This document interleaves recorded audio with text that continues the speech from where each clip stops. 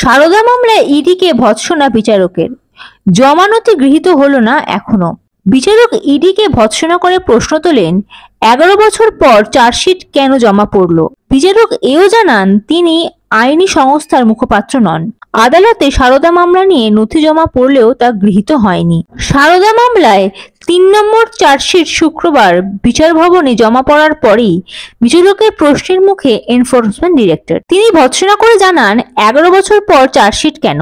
ক্ষোভ প্রকাশ করে বিচারক এও জানান তিনি আইনি সংস্থার মুখপাত্র নন, তাকে এই নথি পড়তে হবে। আদালতে সারদা মামলা নিয়ে নথি জমা পড়লেও তা গৃহীত হয়নি।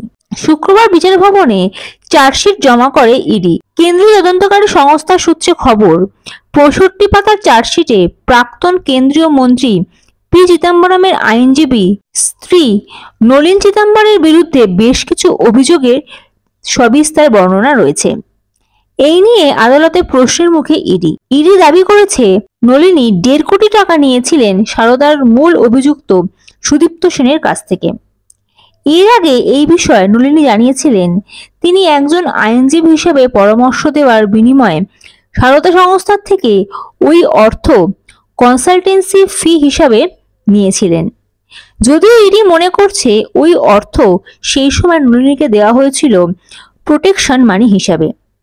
এই নিয়ে প্রশ্ন তুলেছেন বিচারক। তিনি বলেন, একজন ট্যাক্স কনসালটেন্ট টাকা নিলে সেটা কিভাবে দুর্নীতি হয় আমাকে বোঝান। যদি একজন অপরাধী তার অপরাধের টাকা থেকে আইনজীবীকে দেন, সেই আইনজীবীও কি টাকা তছরূপের অপরাধী হয়ে যাবেন? এখানেই থামেননি বিচারক।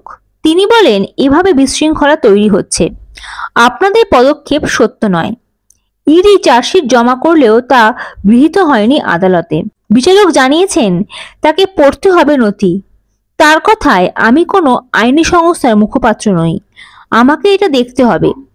ইডির আইনজীবী পরে আরো একটি তারিখ দেওয়ার আর্জি জানান। তিনি জানান ওই দিন তাদের তরফে সব প্রশ্নের উত্তর দেওয়া হবে। Bureau report, ND Bangla news. সবার আগে সব খবর, সঠিক খবর পেতে ফেসবুক পেজটি ফলো করে এবং ইউটিউব চ্যানেলটি সাবস্ক্রাইব করে রাখুন আর শেয়ার করতে ভুলবেন না।